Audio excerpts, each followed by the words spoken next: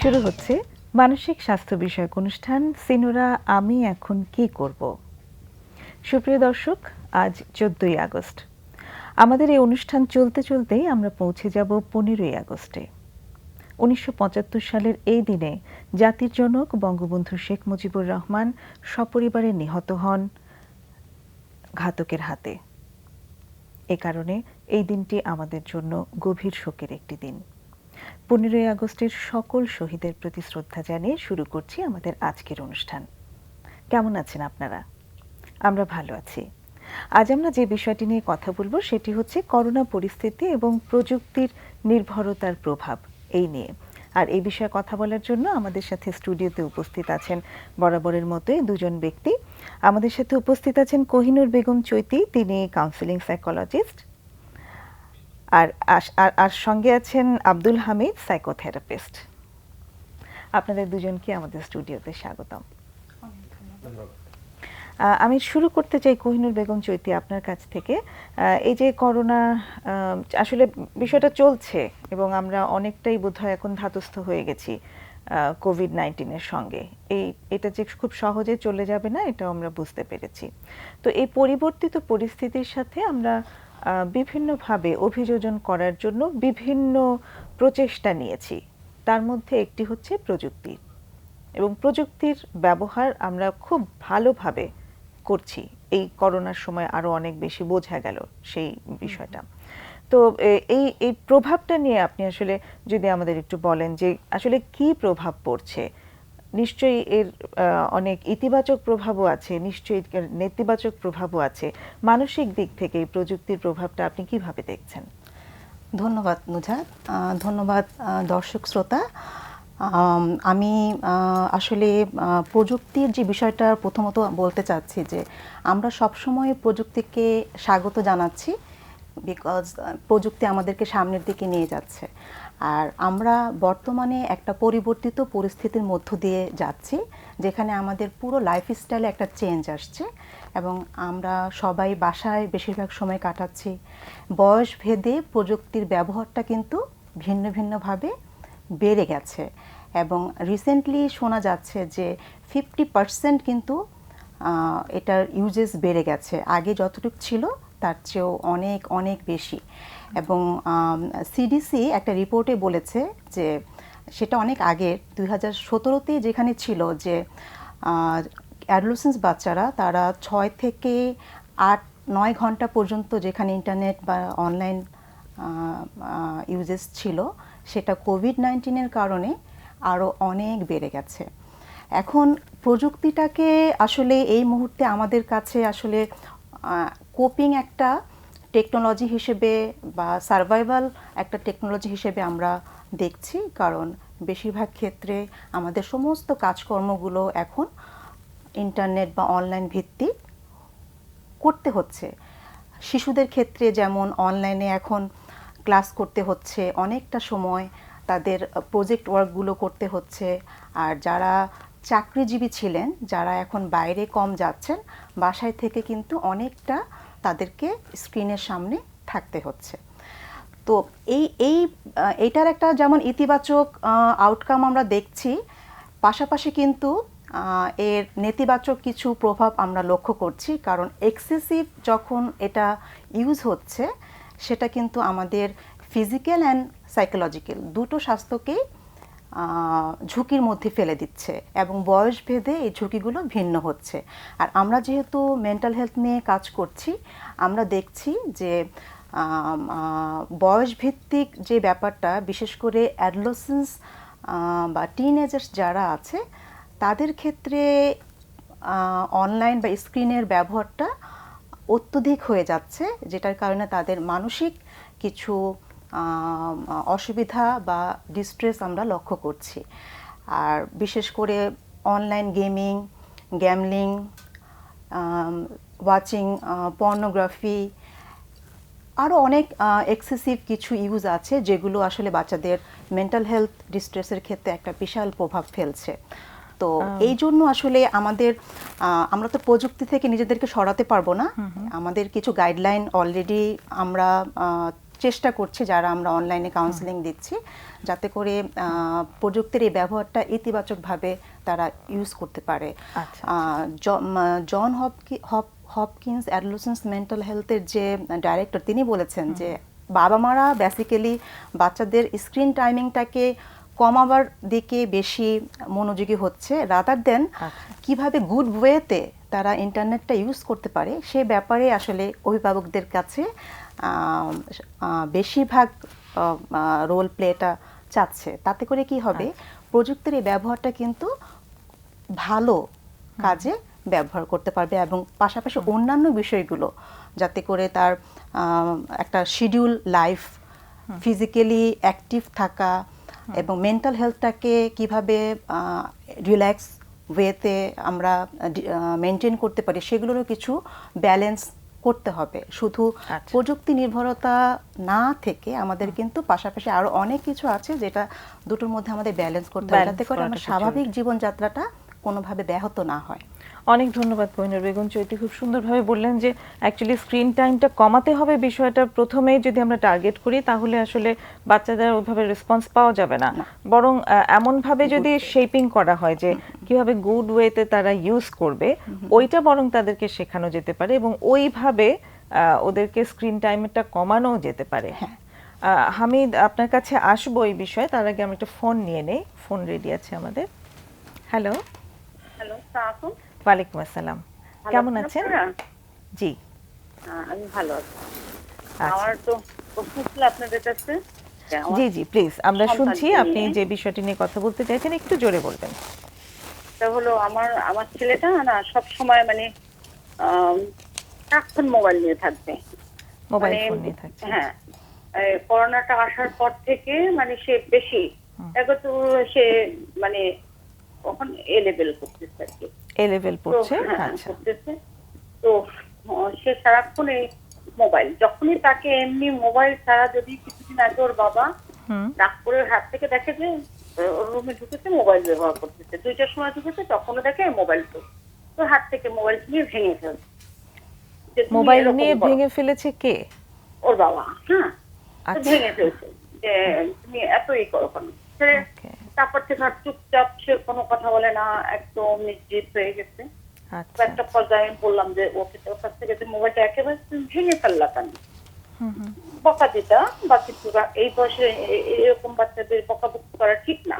হ্যাঁ, তো তুমি মোবাইলটা ভাঙা কেন। এখন তারপর ওর বাবা 5-7 দিন পর একটা মোবাইল আবার নিয়ে আসছে, নিয়ে এসে ওকে ওর বাবার আইফোনটা ওই মোবাইলটা দিয়ে দিল, যেটা কিনে নিয়ে আসছে, ওইটা স্যামসাং দিয়ে হলো যে কোনটা রাখবে। ছেলে কি করলো, আইফোনটা নিয়ে নিল। হ্যাঁ, বাবারটা। তো সে দিব্যি আবার সেই একই মোবাইল নিয়ে, কিন্তু সে নামাজ পড়ে, ইসে তারপর ওই পড়াশোনা সব দিকে এভরিথিং তার ওকে। হ্যাঁ, যখনই তাকে মোবাইলের কোনো কথা বলে তখনই তিনি মেজাজ খারাপ হয়ে যায়, যে মোবাইল নিয়ে কেন থাকো, এটা কেন। বলে আমি কি করবো, বাহিরে বেরোতে পারি না, কোথাও বেরোতে দাও না, গাড়ির ভিতরে শুধু আটকা রাখো, এরকম বাড়ির কাজ করতে দেবে না, কিছুই করতে দেবে না, তুমি কি করবো। বলছে না বাবা, সারাক্ষণ মোবাইল ব্যবহার করলে তোমার ক্ষতি হয়, যেমন তোমার ব্রেনেও সমস্যা হবে, চোখেও ক্ষতি হবে, এরকম করো না। তখনই আম্মু ভালো না, আম্মু মানে এখন আমি ওর চোখ, ও আমাকে দেখতেই পায় না। বাবা তো অনেক সময় বাসায় থাকে, আবার আসে, ওই মিষ্টি মিষ্টি কথা বলে, ওই জন্য বাবা ভালো, মা কখনোই ভালো না। বাবা তো এখন যেমন লকডাউনে বাবাকেও অনেকটা সময় বাড়িতে থাকতে হচ্ছে না, ও এমন একটা প্রতিষ্ঠানে আছে, ও যেখানে সময় দিতে, ওর শুক্রবারও কোনো বন্ধ নাই, যে কোনো পত্রিকায় আছে। হ্যাঁ, এটা তো যাই হোক, এরকম। তো এর ভিতরে আবার কি হলো, আমার হাজবেন্ডের করোনা ধরা পড়ছে। করোনা ধরার পর তো পজিটিভ আসছে ওইটা। তো আমি নিজে বাসায় বসে ই করে টরে ওকে সুস্থ করলাম। কিন্তু ছেলে একবার এসেও সেই মোবাইল, বাসাতে এরকম একটা হয়েছে বা একটা বাবা অসুস্থ, আমি কান্নাকাটি করতেছি, সেবা করতেছি, বাইরের কাউকে, ফ্ল্যাটের কাউকে তো বলাও যায় না, তাহলেও তো সমস্যা। হ্যাঁ, আমি হাসপাতালে নেবো, আমি জানি ওখানে ফেলে রাখে, ঠিকভাবে ট্রিটমেন্ট হয় না। তো আমি নিজে করে মাশাআল্লাহ ওর আপনার 4 দিন আগে নেগেটিভ আসছে। আচ্ছা, আপনারা কেউ সংক্রমিত হননি, আপনারা সুস্থ আছেন? আমি হয়েছি। ও আপনিও পজিটিভ হয়েছেন? হ্যাঁ, এখন আমি পজিটিভ। ও আপনি এখন পজিটিভ? হ্যাঁ, পজিটিভ। তো আপনার জন্য আমার আমাদের শারীরিক শুভ অবস্থা কামনা এখন রইল যেটা আসলে। বুঝতেছি, জি। তাতে আমি বুঝতেছি যে আমি যথেষ্ট ইমপ্রুভ। আচ্ছা। মানে আমার গা ব্যথা নেই, গলা ব্যথা নেই, জ্বর নেই, কোনো ধরনের কোনো সিমটম নাই। আমি বাহ। আজকে গিয়ে আবার টেস্টটা দিয়ে আসলাম। ওকে, ওকে। তো আমি জানি ওটা নেগেটিভই আসবে, আমার মন বলে আর কি। আচ্ছা। এটা এই এতে আমার ছেলে একবার এসে জিজ্ঞেস করলো না যে আপু আমি কি, আমি বলছি যে আমাদের বেডরুমে আসবো না, এখানে আসবো না, বা তুমি অন্য ওয়াশরুম ব্যবহার করো, সেগুলো শুনতেছে, কিন্তু ওর কোনো প্রতিক্রিয়া নাই। তার ওই মোবাইল যে কত বড় একটা দুর্ঘটনা ঘটতে পারে বা আনসার্টেন, আমরা তো এটার কোনো ট্রিটমেন্ট নাই। হ্যাঁ, বাচ্চা মারা সম্পূর্ণ আল্লাহর হাতে। তার কোনো ওই মোবাইলটাই তার কাছে সবচেয়ে বড়। তো কালকে আমি এক সময় খেতে বললাম যে আবু শুনো, তুমি এই বয়সে যদি আইফোন ব্যবহার করতো, তুমি যখন প্রতিষ্ঠিত হবে তখন কি ব্যবহার করবা? তোমার এই বয়সে তো আইফোন ব্যবহার করা ঠিক না। তোমার আব্বুরটা তুমি কেন নিলা? তোমার একবারও বিবেক কাজ করলো না? তোমার আব্বু তুমি তোমাকে টেস্ট করলো যে তুমি আসলে কোন ধরনের? তুমি বাবার জিনিসটা নিলে, বাবার চেয়ে উপরে উঠে গেলা। আর তোমার বাবা যে এত বড় একজন অফিসার বা এত কিছু, আমিও সাজেস্ট করি। তো যাই হোক, যে সেটা তুমি, তোমার তো মাত্র একটা সার্টিফিকেট পেয়েছো, তারপর তো এ লেভেলেরটা পাবা। তা আমাদের অনেকগুলো সার্টিফিকেট, আমরা তো এরকম করি না। তুমি এরকম করতেছো কেন? অমনি খেপে। হ্যাঁ, তুমি কি বলো, তোমাদের আমলের পড়াশোনা, ওগুলোর কোনো দাম আছে? তোমাদের পড়াশোনার কোনো দাম আছে? ওগুলো কোনো পড়াশোনা? তোমরা যেভাবে জীবন কাটিয়েছো, ওই জীবন কোনো জীবন? তাহলে জীবনটা কিরকম বাবা? সারাক্ষণ মোবাইল নিয়ে থাকা, এটা কি বলে জীবন?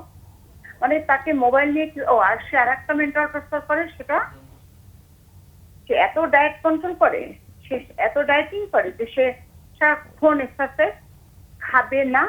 কিন্তু বাহিরের খাবার যখনই, মানে ওকে আমি হিসাব করে দেখেছি, 50 থেকে 60,000 টাকার খাবার তার পিছনে এক্সট্রা দিতে হয়।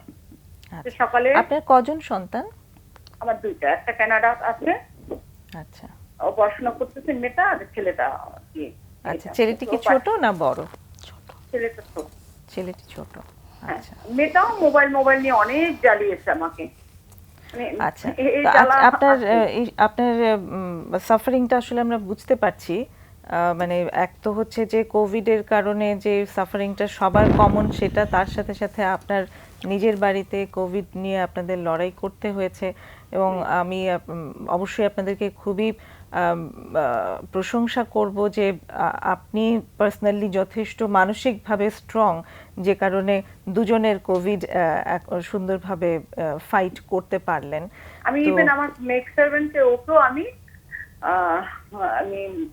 যে অ্যান্টিবায়োটিক গুলো ডাক্তার দিতে, ওকেও আমি ওরকম ভাত। আচ্ছা আচ্ছা, ওকে আমি আবার। তো আপনার আমাদের কাছে আজকের প্রশ্নটা কি? আমার কথা হলো, যে ছেলে জানে যে এটা একটা ভয়াবহ ব্যাধি, হ্যাঁ, এর উপর তো কোনো হাত নাই, আনসার্টেন, আমাদের যে কোনো সময় আমাদের যে কোনো দুর্ঘটনা ঘটতে পারে, তখনও যখন সে মোবাইলের উপর এডিক্টেড, এই ছেলেকে আমি কিভাবে নিয়ন্ত্রণে নিয়ে আসবো আমি সেটা বুঝতেছি না। কিছুতেই তাকে মোবাইলটা হাত থেকে নিলেই সে নিতে পারে না, মানে তার রুমে ঢোকাই যাবে না। আচ্ছা, ঠিক আছে, আমরা মনে হয় প্রশ্নটা নিয়ে পেয়ে গেছি। আমাদের অতিথিদের কোনো প্রশ্ন আছে কি? না, আমরা সিচুয়েশনটা আসলে, আমি নিজে তো অ্যাডোলেসেন্স শৌখিন হয়ে গেছে যে সারাক্ষণ 24 ঘন্টা সে এসির ভিতরে থাকবে। কি থাকবে? এসিতে থাকবে। হ্যাঁ, এসির ভিতরে থাকবে। আমি দেখি যে ও যখন সারা রাত মোবাইল নিয়ে থাকবে, আর অনলাইনে ফরশো ক্লাসগুলো হয়, সে তো বুঝিনি কি ক্লাস হয়, হ্যাঁ, সেগুলো অ্যাটেন্ড করে এবং ওদের সাথে টিচারদের সাথে কোশ্চেন করে। কারণ ওই স্টুডেন্ট খুব ভালো, স্টুডেন্ট খুব ভালো, পড়াশোনার জায়গায় সে ঠিকঠাক পড়াশোনা করছে, হ্যাঁ, সেটা ঠিক আছে। কিন্তু সে একটু কেমন জানি কারোর সাথে মিশতে পারে না। এটা কি আপনি আগে থেকেই খেয়াল করেছেন যে সে কারোর সাথে মিশতে পারে না, নাকি এখন খেয়াল করলেন? এটা আগে থেকেই, কারণ এটা সম্পূর্ণ মানে আমাদের কারণেই ভুলটা হয়েছে। কারণ আমরা, ওরা ছোটবেলা থেকে দার্জিলিং এ পড়াশোনা করছে। আচ্ছা। তো একটা পর্যায়ে যখন ও ক্লাস 6 চলে আসছে, তখন ওকে আমি বাংলাদেশে নিয়ে আসছি। ও 7 বছর থেকেই দার্জিলিং করেছে। কত বছর ছিল তাহলে? ওখানে 7 থেকে আপনার স্ট্যান্ডার্ড 1 2 3 4 5 6 পর্যন্ত ছিল। আচ্ছা, 6 বছর ছিল। 6 বছর ওখানে সে ছিল। দার্জিলিং ক্যাম্পাসে ছিল। আচ্ছা ওটা। আচ্ছা, আমার আমার মেয়েটা- আমার দুটো প্রশ্ন আছে। হ্যাঁ হ্যাঁ। প্লিজ। আমাকে ওখান থেকে সে ওই যে হিন্দুদের আচরণ, হ্যাঁ, ওটা সে মানে বাংলাদেশ যে ওর দেশ এটাও ভুলে গেছে, ও ইন্ডিয়া সাপোর্ট করে। হ্যাঁ, আমি বলে বাবা এটা তো তোমার দেশ, এটা এই ধরনের ওকে নিয়ন্ত্রণে আনতে আমার অনেক সময় লাগছে। মানে ও বাংলাদেশের পরিবেশে অ্যাডজাস্ট করতে পারে না, এই খাবার খেতে পারে না, সেটা নিয়ে আমার অনেক হাড্ডাহাড্ডি লড়াই করতেছে। তারপর অনেক কষ্ট করে নিয়ন্ত্রণে নিয়ে আসছে।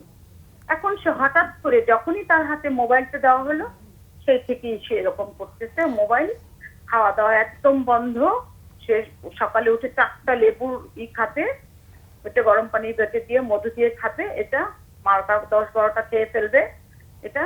আর ওই যে স্যালাড চপো, বার্গার, ওগুলো সব আমি নিয়ে আসি, ওগুলা খাবে, কিন্তু সে ভাত সে খাবেই না।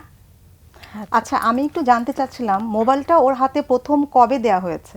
ওকে দিয়েছি আমি যখন 9-এ উঠেছে, তখন ওর আব্বুকে বলেছিলাম যে তুমি দেখো ওই যে এমন মোবাইল দাও যেগুলো যে টিপে টিপে করে আর কি, ম্যানুয়াল। স্মার্ট মোবাইল দিও না। হ্যাঁ, স্মার্ট মোবাইল দিও না, নিয়ে দাও। ওর আব্বু বলেন এটা কি আমার ছেলের হাতে শোভা পায়? আচ্ছা, আমি বলি কি এটা কোন ধরনের কথা বললা, ওইটা দিলেই তো ওর অধঃপতন হবে। কিন্তু সে শুনে না, সে ভাবে যে সে যে পর্যায়ে তার ছেলের হাতে সেরকম মোবাইল থাকবে। ওর আব্বুর ভিতরে কিছু ভুল আছে। আচ্ছা, হ্যাঁ, তার ভিতরে একটা অহমিকা আছে। হ্যাঁ, যে এরকম যে আমি যেরকম আমার সেরকম সন্তানরা ওরকম চলবে, কিন্তু না, এটা এইজের সাথে আমি বলি যে এইজের সাথে মিলিয়ে চলতে হবে। কিন্তু ওর বাবাকেও পায় না। এতটুকু ছেলেকে যদি আপনার 12,000 টাকার দামের একটা শার্টের পিস কিনে দেওয়া হয়, সেটা যেই বাবাই নিজে ছেলে দিল না ভুল পথে, আমি বলতো অতিরিক্ত 4,000 টাকা দামের একটা শার্টের পিস কিনবে, ওইটা পড়বে। আচ্ছা, আরেকটা বিষয় হলো ও কি বাংলা মিডিয়ামে পড়ে না ইংলিশ মিডিয়ামে পড়ে? ও তো ইংলিশ মিডিয়ামে। আচ্ছা, কিন্তু ঠিক আছে। teacherরা একটু ওর খুব স্পেন্ড ভক্ত। করার হ্যাঁ, ইয়েটা অভ্যাসটা ফ্যামিলিতেই আছে। কোনটা? মানে একটু মানে খরচ না, যেটা হচ্ছে যে ওই যে যেটা আপনি বলছেন যে একটু উচ্চবিলাস। শৌখিনতা, হ্যাঁ, একটু শৌখিনতা বলতে শৌখিনতার কি, আমার husband চর্চা একটু কখনোই কোনো পরিবারেই চাইনিজে আছে। যাবে না, সেগুলোকে ইগনোর করে। বলতি সে রেডিসন, আপনার ওয়েস্টার্নি, না হয় সোনারগা, এটা হ্যাঁ এসব জায়গায় খাবে। ওকে, এবং ঠিক খেতে আছে। যে টাকা না যায়, তার চেয়ে বকশিসটা সে বেশি দিয়ে আসে। আচ্ছা। ওকে এই ওকে, বাবার এই আমরা উদ্যোগটা বোধহয় সে দেখে। বুঝতে পেরেছি। আমরা একটু আলোচনা করি আপনার বিষয়টি নিয়ে, আর অবশ্যই, অবশ্যই। আপনি শুনুন, দেখুন সেখান থেকে আসলে কোনো উপকার হয় কিনা আপনার। আমরা হামিদ আপনার কাছ থেকে শুরু করি। যে প্রশ্নটা এসেছে, উনি যেটা বললেন যে মোবাইলটা এখন আসলে উনি কিভাবে নিয়ন্ত্রণ করবেন। তবে ব্যাকগ্রাউন্ডে আরো বেশ কিছু ব্যাপার আছে, হ্যাঁ, সেই জিনিসগুলো আসলে আমরা ফেলে দিতে পারবো না। যেমন ওর যে কালচারাল একটা ব্যাপার আছে, ছোটবেলা থেকে একটা জায়গায় বড় হয়েছে, তারপর বাংলাদেশে এসে ওর কিন্তু খুব অসুবিধা হয়েছে, সেটা তিনি নিজেই বললেন। সেখানে আসলে আমরা ঠিক বুঝতে পারছি না এখনো যে উনি যে বলেছেন যে খুব কষ্ট করে নিয়ন্ত্রণ করতে হয়েছে ওই অ্যাডজাস্টমেন্টটা করাতে, এইটা আসলে কি ধরনের নিয়ন্ত্রণ ছিল, এবং এখনো যে নিয়ন্ত্রণের কথাই বলা হচ্ছে, সেটাকে নিয়ন্ত্রণ বলবো না আসলে ম্যানেজমেন্ট বলবো। হামিদ আপনার কাছে একটু জানতে চাই। এটা একটা ক্রাইসিস টাইম যাচ্ছে ছেলেটারও এবং পরিবারেরও। একটা সময় এসে আমরা হয়তো ভাবছি এমন হচ্ছে কেন, কিন্তু বিষয়টা তো হচ্ছে এটা আগে থেকেই সে এইভাবে বড় হয়েছে, এক নম্বর একটা জায়গা।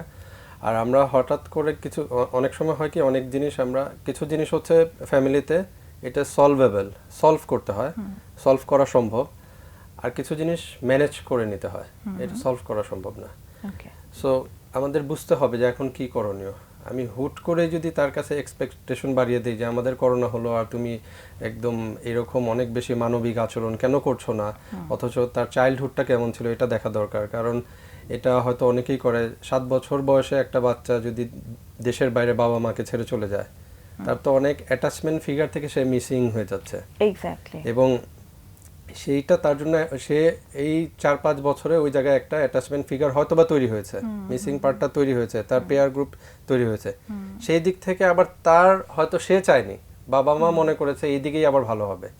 সো এই যে এরকম শিফটিং হচ্ছে, সবই মানে বাচ্চাকে বুঝতে হবে সে তার নিজস্ব সত্তা নিয়ে বড় হবে, আমাদের মতো করে আমাদের প্রোডাক্ট হবে না। হ্যাঁ, এই আইডেন্টিটির জায়গাগুলো, চমৎকার একটা পয়েন্ট বলেছেন। হ্যাঁ, এই আইডেন্টিটির জায়গাগুলোকে যদি অ্যাড্রেস না করা হবে, শুধু মনে করা হবে যে আমার ব্যাকগ্রাউন্ড এই, সে যদি এইরকম না হয় তাহলে হবে না। তাহলে হবে কি, এই মেধা নিয়েই সে ডিস্টার্ব হয়ে যাবে। তার মেধার সমস্যা না, তার একাডেমিক জায়গায় সমস্যা হচ্ছে না, সমস্যা হচ্ছে সে কমফোর্ট হচ্ছে না। কমফোর্ট হতে পারছে এই পরিবারের সাথেও কমফোর্ট হচ্ছে না, দেশের বা এনভায়রনমেন্টের সাথে সে কমফোর্টেবল হচ্ছে না। সেই জায়গাটাকে যদি অ্যাড্রেস করে তাকে প্রপার গাইডলাইন, আর একদম অন অ্যান্ড সাডেন এটা চেঞ্জ হয়ে যাবে এইভাবে না করে একটা প্রফেশনাল গাইডলাইনে যদি তাকে নিয়ে আসা যায়, আমার মনে হয় খুব বেটার রেজাল্ট আসবে। আর যদি আপনারা মনে করেন আমরা কি কম বুঝি নাকি, এই কম বুঝি নাকি করতে গিয়ে যদি তার উপর একটু মাস্টারি করতে যান, তাহলে হবে কি, এটা একবার বেশি বিগড়ে গেলে এটা আসাটা আর একটু ডিফিকাল্ট হয়ে যাবে।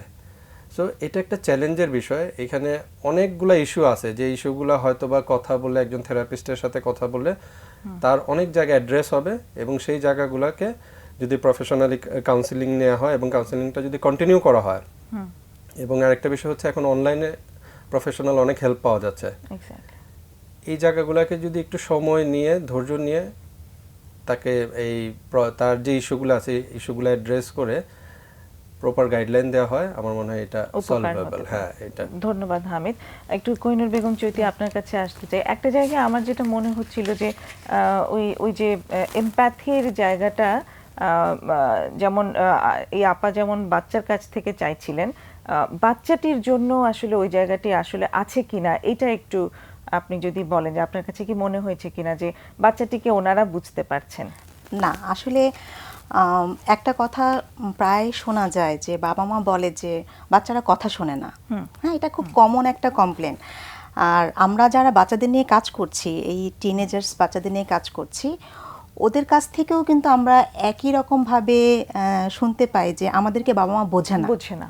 হ্যাঁ, বাবা মা আমাদেরকে তাদের মতো করে ওই যেটা বলে নিয়ন্ত্রণ। হ্যাঁ, আমরা আসলে নিয়ন্ত্রণ এই শব্দটাই আসলে আমরা চাচ্ছি না, যে এই মানে শব্দটা বা এই বিশ্বাস থেকে বাবা মার সাথে সন্তানের একটা কমিউনিকেশন হোক। হ্যাঁ, আর কোভিড পরিস্থিতির কারণে আসলে এক্সেসিভ যে ইউজটা, আমরা সবাই জানি যে আমাদের যখন খুব স্ট্রেস থাকে, আমাদের সাইকোলজিক্যালি যখন আমরা অনেক ডিস্ট্রেসফুল সিচুয়েশনে থাকি, তখন কোপিং মেকানিজম হিসেবে কিন্তু আমরা অনেক কিছুর সাথে নিজেদের ইনভলভ করে ফেলি। সেখানে সাবস্টেন্স ইউজ যেমন থাকে, আবার এই ইন্টারনেট বা অনলাইন ইউজটাও থাকে। আর যে বয়সের বাচ্চার কথা উনি বললেন, এ লেভেলের একটা বাচ্চা এবং ইংলিশ মিডিয়াম স্কুলে পড়ছে, তো সেক্ষেত্রে হয় কি যে হামিদ খুব সুন্দর একটা কথা বললো যে বাবা মারা সবসময় চায় তাদের মতো করে বাচ্চাটাকে গড়ে তুলতে। বাচ্চার যে একটা ব্যক্তি সত্তা আছে, বাচ্চাকে বাচ্চার মতো করে বড় হতে আসলে আমরা সাহায্য করছি না, যে কারণে কিন্তু বাবা মার সাথে সন্তানের একটা বিশাল গ্যাপ হয়ে যাচ্ছে। আর কিন্তু উনি নিজেই বললেন যে ওনার বাচ্চা বলছে যে তোমরাই আমাকে আসলে বুঝতে পারছো না, এবং এই গ্যাপটা কিন্তু হঠাৎ করে বাবা মারা অনেক দিন পর সিরিয়াসলি নোটিস করে, কিন্তু এই গ্যাপটা কিন্তু জাস্ট 12-13 বছর থেকে শুরু হয়, এবং এটা কিন্তু আস্তে আস্তে বাড়তে থাকে। এবং এখানে কিন্তু আমি সবসময় বলি যে বাবা মায়ের রোলটাই অনেক বেশি এখানে, কারণ বাচ্চাকে দোষারোপ করে লাভ নেই। কারণ একটা বাচ্চা হলো, ও কিন্তু আমাদের এনভায়রনমেন্ট, আমরা বাচ্চার সাথে কীরকম কমিউনিকেট করছি বা স্টিমুলাস দিচ্ছে বা এনভায়রনমেন্ট দিচ্ছি, সেটার বেসিসে কিন্তু তার পার্সোনালিটি বলেন, ক্যারেক্টারিস্টিক্স বলেন, এগুলো কিন্তু ডেভেলপ করছে। আর আমরা প্রযুক্তিটা বাচ্চাদের কাছে দিয়ে দিচ্ছি। আমাদের বাবা মারা অনেক সময়, উনি খুব সুন্দর করে বলেন যে বাবাটাই ভুল করে ফেলেছে, যে আমার বাচ্চা হয়ে। এখানে আসলে আমরা বাবা মাকে যে দোষারোপ নিতে হবে বিষয়টা এরকমও না, বাট এখানে হয় কি দায়িত্বটা নিতে হবে। হ্যাঁ, দায়িত্বটা নিতে হবে। আমি আসলে এই জায়গাটাতে আমারও কিছু ভূমিকা ছিল। আমাদের যেটা হয় যে আমরা মানে বেশিরভাগ ক্ষেত্রে দেখি যে আমরা প্রযুক্তিটা নিয়ে নিচ্ছি, ইউজ করছি, বাট গাইডলাইনটা প্রপারলি কিন্তু আমরা দিচ্ছি না। একটা মোবাইল ফোন যখন আমরা দিচ্ছি, সেখানে কিন্তু প্রপার একটা গাইডলাইন বাচ্চাকে বা সাইকো এডুকেশনটা দিতে হয় এবং মনিটরিংটা রাখতে হয়। আমরা কিন্তু সবসময় বলি, আর বাবা মা কিন্তু এখানে একটা বিশাল রোল প্লে করে। কারণ হলো বাবা মাকে দেখেও কিন্তু, বা পরিবারের অন্যান্য সদস্যদের অনলাইন বিহেভিয়ারটা থেকেও কিন্তু বাচ্চারা শেখে।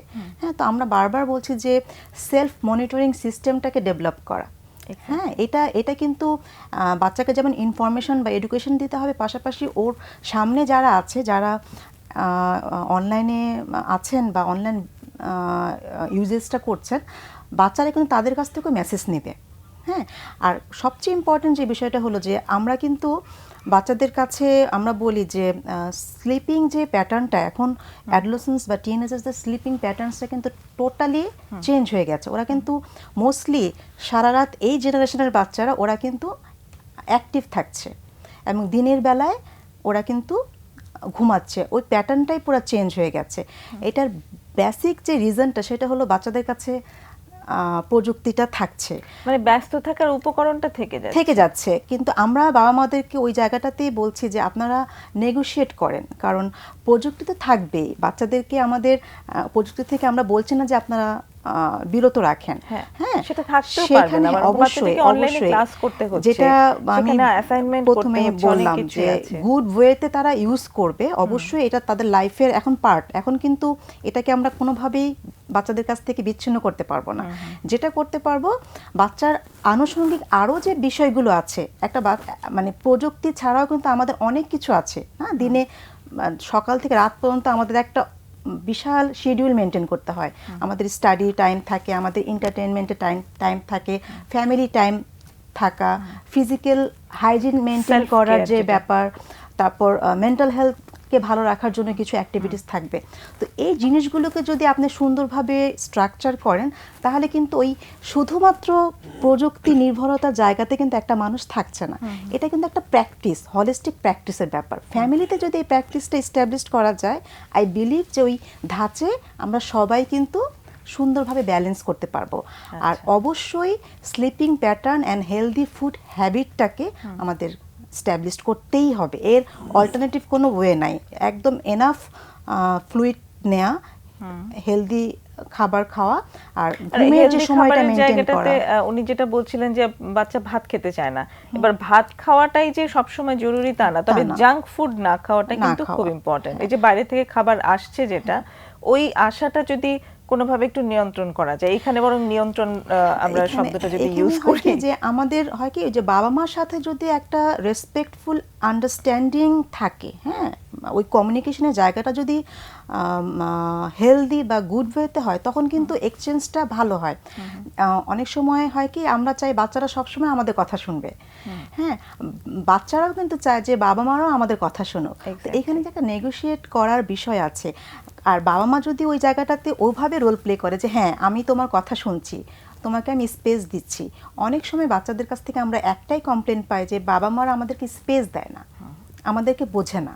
তো এখানে কিন্তু একটা বাচ্চা যতই ছোট হোক তার কিন্তু প্রপার রেসপেক্ট পাওয়ার রাইট আছে। হ্যাঁ, এবং আমি যখন আমার বাচ্চার সাথে ওই রেসপেক্টফুল অ্যাপ্রোচে ডায়ালগ করব, ওপেন কমিউনিকেশনের একটা প্ল্যাটফর্ম তৈরি করব, সেখানে কিন্তু ওই হ্যাবিটটা গ্রো করবে, যেখানে বাবা মাও তাদের মতামত রাখবেন, তাদের ইনফরমেশনগুলো শেয়ার করবেন।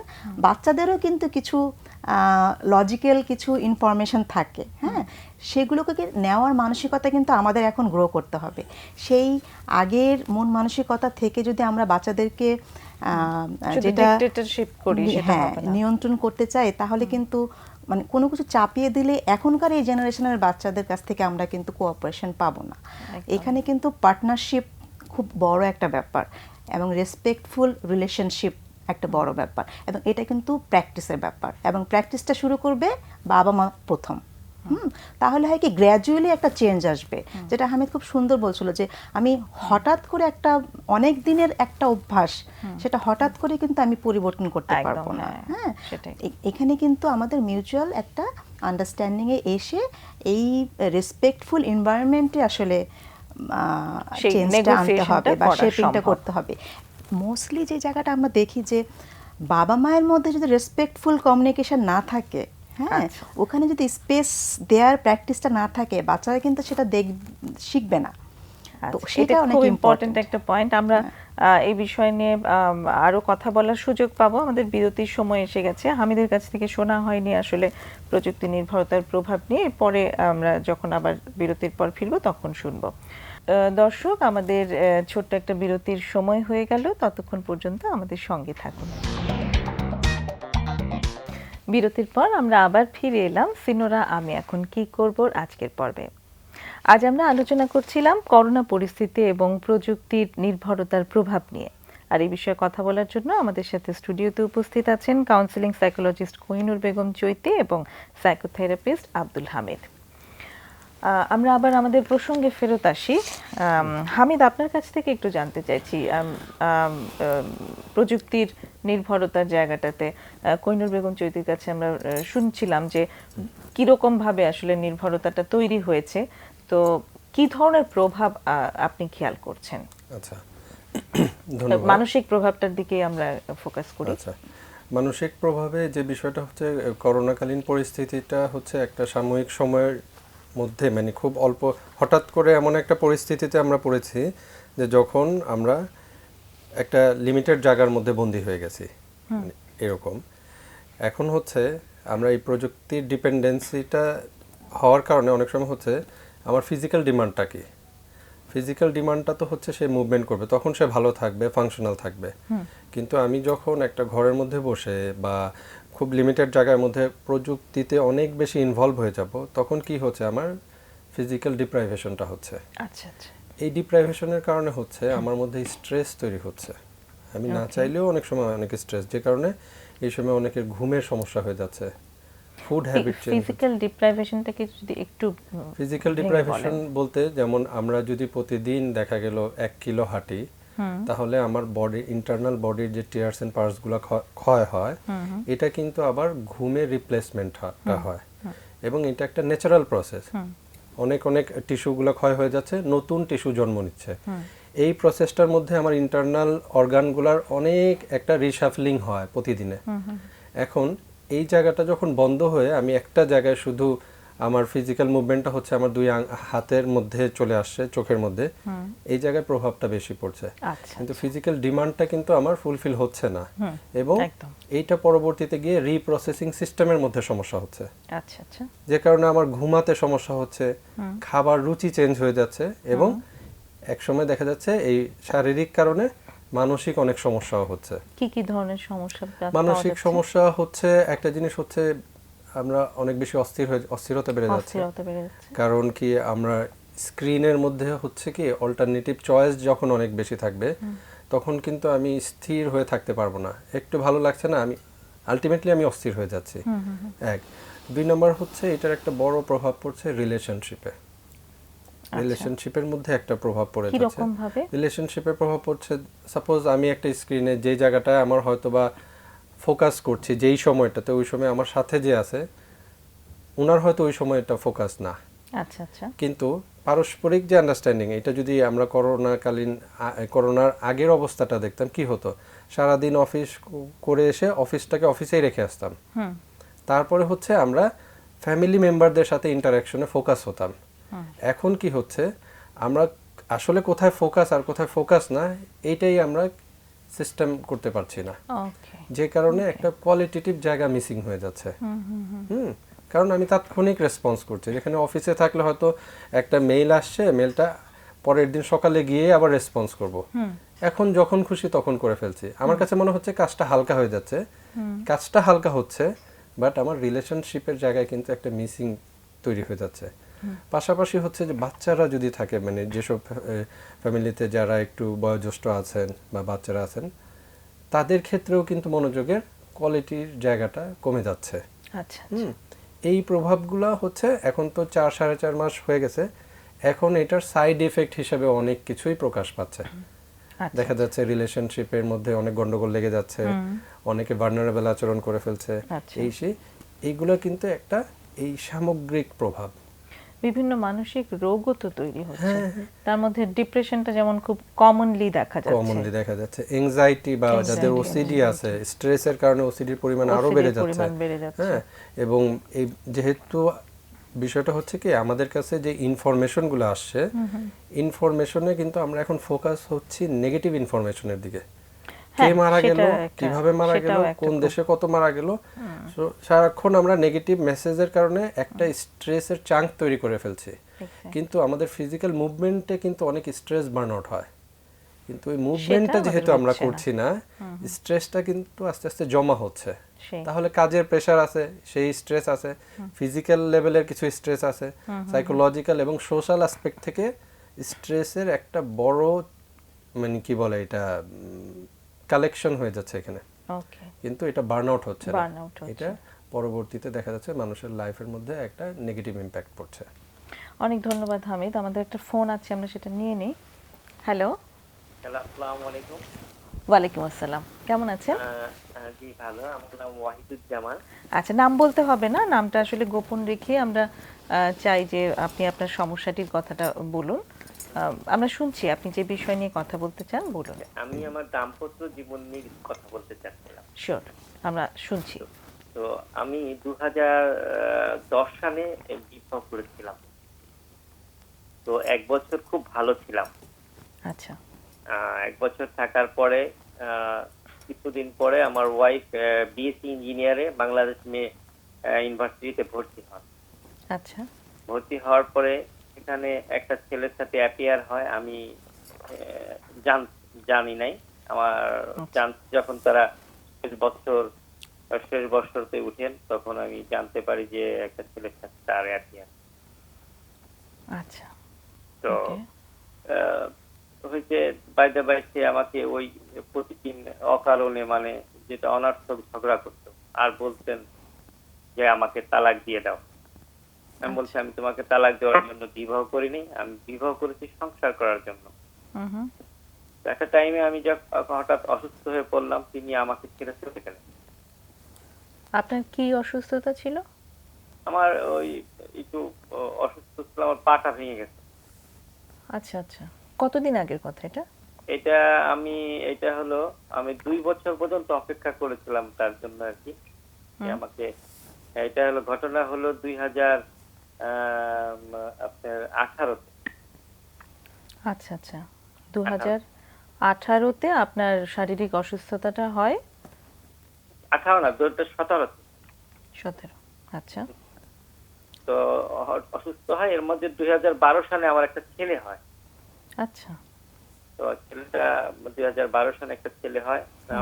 আর ওই ছেলেটার উপর নির্ভর করেই আমি ওর সমস্ত কিছু সারা যন্ত্রণা সবকিছু সহ্য করে সংসার চালিয়ে যাচ্ছিলাম। একটা টাইমে আমার অসুস্থ অবস্থায় আমাকে ফেলে দিয়ে চলে যান। ছেলেটি আপনার সঙ্গে আছে নাকি? জি জি। ছেলেটি কি আপনার সঙ্গেই আছে নাকি না, মার সাথে নিয়ে যান, ছেলেটি সে নিয়ে যান। ও নিয়ে যান, আচ্ছা নিয়ে যান। আচ্ছা তো এখন ওই ছেলেটা নিয়ে যান। এখন ওই তারপর কিছুদিন পরে আমি শুনি যে সে নাকি আবার নতুন বিবাহ করতে, যার সাথে অ্যাফেয়ার ছিল তাকে বিয়ে করেছে। ও আচ্ছা। তো আমি বিয়ের কাবিনও পাইনি, কাবিনের যে আমাকে যে ডিভোর্স দিয়েছে ডিভোর্স লেটারটাও আমি পাইনি। ও মানে ডিভোর্স ছাড়াই সে আবার বিয়ে করেছে? সে তো বলে যে আমি আদালতের মাধ্যমে তাকে তালাক দিয়ে দিচ্ছি। নতুন বলে কোন আইন হয়েছে যে এতদিনের পরে এমনি অটো তালাক হয়ে যায়? কিন্তু আপনার কাছে তো একটা কাগজ আসতে হবে। না, আমার কাছে কোনো কাগজ আসে না। চিঠি তো আপনাকে আসতে হবে, সে ডিভোর্স যেটা সে ইস্যু না, আসে করেছে না, সেটা আমি বারবার সেটা আসবার দিয়েছি, কথা। তিনি দেয় নাই, আচ্ছা দেয়ও না সেটা। সে ঘর সংসার এখনো করছে। আর সবচেয়ে কতদিন বড় আগে কথা, জানলেন যে তিনি আবার বিয়ে করেছেন? এটা বছরখানি আগে। আচ্ছা ওকে। তো তো ছেলেটা এখন কিছুদিন আগে আমি তাদের ওখানে গিয়েছিলাম। যাওয়ার পরে দেখি গেটে দেখি তাদের 5 তলা থাকে। তো আচ্ছা। দেখি যে আমার ছেলেটাকে মারতেছে, আচ্ছা চিল্লাচ্ছে। আচ্ছা তো এমন ক্ষেত্রে এখন আমি আমার ছেলে আবার বলছে যে বাবা তুমি কোনোদিন বিয়ে করবে না, বিয়ে করলে এখানেও থাকতে পারবে না, বা সৎ মার কাছেও আমি থাকতে পারবো না। তো এখন তুমি যদি বিয়ে করো তাহলে তো আমাকে তোমার এখানেও আসা হবে। আপনার এখানে কি বাচ্চাটি আসে মাঝে মধ্যে? হ্যাঁ আসে, আমি নিয়ে আসতে চাই স্কুলে। আচ্ছা বেতন দেই তো, ও বন্ধ হলে নিয়ে সেগুলো আপনিই করেন, মানে সব বাচ্চার বেতন খরচ খরচা আপনিই করেন? সবকিছুতেই। শুরু থেকেই তাই? হ্যাঁ শুরু থেকেই। আচ্ছা, তো ওটা কি কোনো নেগোসিয়েশন করে হয়েছিল? ওটা কি কোনো নেগোসিয়েশন করে হয়েছিল যে বাচ্চাটিকে যে সে নিয়ে যাচ্ছে তারপর মানে আবার সে আবার আরেক জায়গায় যেহেতু বিয়েও করলো, এবার আপনি বাচ্চার খরচ খরচা দেবেন, এই জিনিসগুলো কি কোনো নেগোসিয়েশন হয়েছিল? না, নিগোশিয়েট করেন, এটা আমার ব্যক্তিগত ভাবে, যেহেতু আমার বাচ্চা, সে যাতে কষ্ট না পায়, আমি ওটা নিগোশিয়েট করিনি। আচ্ছা, তারাই চায়, ওই আমার ছেলে দিয়ে বলায় আমার মা টাকা দিয়ে যেতে, নাহলে আমার খাওয়াবে না। ও সেটা বলেছে, সেটাই জানতে চাইছি যে এটা কোনোভাবে কি মানে আলোচনা এসেছে কিনা, আপনারা কোনো আলোচনা করে না, তারপর প্রতি সেট মাসেই করেছেন কিনা? টাকার সময় হলে পরে ওই ছেলেদের ফোন দেওয়া হয়। আচ্ছা আমি 6,000 টাকা করে দিয়ে দিই। আচ্ছা, ওকে। তো আপনি এখন এমনিতে আপনি কোনো কাজে আছেন? হ্যাঁ, আমি ব্যবসা করি। আমার ওয়াইফও বিএসসি ইঞ্জিনিয়ার, ও একটা সরকারি চাকরি করতো। আচ্ছা আচ্ছা, ওকে। তো এখন সে এখন আমার বাচ্চাটাকে মারে। এখন আমি একা মানুষ, বাসায় থাকি, আবার কাজে চলে যাই, এতটুকু বাচ্চাটাকে যে নিয়ে আসবো সেটাও পারি না। আবার বাচ্চা বলে গেছে, তুমি যদি সৎমা আনো তাহলে আমার এখানে থাকা হবে না, ওখানেও থাকতে পারবো না। তাহলে আমি মনে করি যে বাচ্চারা তখন খারাপ পথে চলে যাবে কিনা, এই জন্য আমি বিয়েও করছি না। আচ্ছা আচ্ছা, আপনার বয়সটা কত হবে এখন? আমার বয়স 42-43। 42-43। জি। আচ্ছা, ওকে। আমাদের কাছে প্রশ্নটা কি? আমার প্রশ্নটা হলো যে আমি এখন কি বিবাহ আবার নতুন দাম্পত্য জীবন গঠন শুরু করব, না আমি এইভাবে থাকবো, আমার বাচ্চা যেহেতু বলে গেছে এইভাবে থাকবো, আর আমার থাকাও কষ্ট হচ্ছে, 1 বছর ধরে এরকম একাই আছি, বুঝছেন। তো এখন শারীরিক দিক দিয়েও অসুস্থ হয়ে পড়ছি, মানসিক দিকে আবার বাচ্চার কথাও চিন্তা করছি যে বাচ্চা যদি এখানে সৎমা থাকে, সেও যদি আবার মারে তো কোথায় যাবে, এই চিন্তা করে বিয়েও করছি। এখন আমার প্রশ্ন হলো যে আমি এখন কি করতে পারি? আমরা বুঝতে পারছি আপনার জায়গাটা। আমাদের অতিথিদের কোনো প্রশ্ন আছে কি? না, সবকিছু তো আচ্ছা, আমি একটু জানতে চাচ্ছি যে আপনি একটা জায়গায় ক্লিয়ার হয়নি, আপনি আপনার ওয়াইফ আপনাকে ডিভোর্স দিয়েছেন কিন্তু আপনি জানতেন না, এই জায়গাগুলো বলেছেন। এইটা আপনাদের যে বিয়ে হয়েছিল এটা কি অ্যারেঞ্জ ম্যারেজ না লাভ ম্যারেজ? এটা আমার মতো আমার 3 মাস লাভ ম্যারেজ ছিল। 3 মাসে? Only 3 মাস। সেক্ষেত্রে কি দুই ফ্যামিলির মতামত ছিল না? হ্যাঁ হ্যাঁ, 2 ফ্যামিলির লোক ছিল, এবং তারা, আমি একটু বিয়ে করে, আমার বড় ভাই ব্রিগেডিয়ার মাসুদুজ্জামান, তিনি যে কংগ্রেসে ছিলেন, আমি বলেছিলাম যে সে আজকে করে বিয়ে হবে, তারা এটা মানে না, তারা তখনই বিয়ে করে ফেললো আমার। তার গার্জেনরা আর একটু দেরি করবে না আমাকে দেখতে। আচ্ছা, কিন্তু যখন ছাড়াছাড়ি হলো, সেপারেশনটা হলো, তখন কি দুই ফ্যামিলি জানতো বা এইখানে দুই ফ্যামিলির ইনভলভমেন্ট ছিল না? এটাকে না না, কোনো কিছুই ছিল না। একটা টাইমে আমার ওয়াইফ ফেরত আসতে চেয়েছিল, তখন আমার বড় ভাই বললো যে চলে গেছে, তাকে তুমি ফেরত আনলে আবারও যা তাই করবে, তার জন্য আর ওই মেয়েটা আর আসবে। আসার পরে তারপর সে আমাকে ডিভোর্স দিয়ে দিলেন। ডিভোর্স দিচ্ছেন আমি কখনো জানি না, হঠাৎ তাদের বাসায় গেছি, পরে আমাকে বলতেছে তাদের দারোয়ান বলতেছে যে স্যার আপনার ওয়াইফ তার আগে বিয়ে করে ফেলছে, তো এখন ওখানে যাওয়া ঠিক হবে না। আচ্ছা, আমি তো বিয়ে করছে, আমি তো তালাকের নোটিশও পেলাম না, আমার তালাকের যে আমাকে যে ডিভোর্স দিয়েছে ডিভোর্স লেটারও পেলাম না, তো এটা কি ধরনের তালাক হলো, কি ধরনের ডিভোর্স হলো? এমনি যে প্রথম 1 বছর আপনাদের সংসারটা হয়েছে, মানে 1 বছর না, আমি 2010 সালে বিয়ে করছি। হ্যাঁ, এই যে কয় বছর যে আপনাদের সংসারটা হয়েছে ছিল আর কি, সেই সময়ে কি কোনো মানে সিরিয়াস কোনো ইস্যু নিয়ে কমপ্লেইন ছিল বা? না, আমার সাথে কোনো কমপ্লেইন ছিল না। আমার সাথে দীর্ঘ 1 বছর খুবই ভালো ছিল। তারপরে যখন ইউনিভার্সিটিতে ভর্তি হলো তখন থেকে সে আমার সাথে অকারণে ঝগড়া করে। না, বুঝতে পেরেছি, তখন কিন্তু আমি তারপরে বুঝতে যখন পারিনি যে তার সাথে অ্যাফেয়ার কেউ আছে। আচ্ছা। লাস্ট ইয়ারে যখন তাদের ইউনিভার্সিটিতে আমি গেলাম একদিন, তখন ওই ছেলেরা বললো, তার ফ্রেন্ডরা বললো যে ম্যাডাম তো অন্য ছেলের সাথে অ্যাফেয়ার করেছিলেন, আপনি এটা জানেন না? আমি তো কিছুই জানি না। তখন থেকে সে এটা জানার পরে সে আমার থেকে আরো বেশি ফাঁক হয়ে থাকলো। আচ্ছা, আর আপনার যে ছেলে হয়েছে 2012 সালে, হ্যাঁ, জি। তো সেই সময় কি মানে ছেলেটাকে ওয়ান্টেড বেবি ছিল না আনওয়ান্টেড বেবি ছিল? না, সে একাই আমার সিজারে হয়েছে।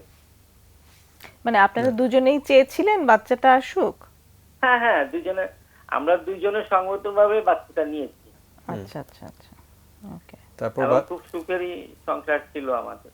আচ্ছা, আচ্ছা, আর আপনি কি এখন একা থাকেন না আপনি আপনার বাবা মার সাথে থাকেন, ভাই বোনের সাথে আমার থাকেন? বাবা মারা গেছেন গত 2 বছর হয়েছে, মা থাকেন আমার বড় ভাইয়ের বাসায়, আমি একা থাকি।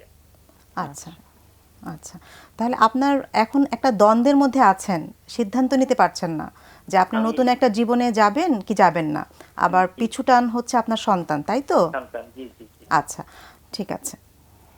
ও মানসিক অবস্থার জায়গাটাও আসলে মানে ঠিক বুঝতে পারছি না আমরা যে কত মানে একসেপ্ট করে করে নেওয়ার জায়গাটা।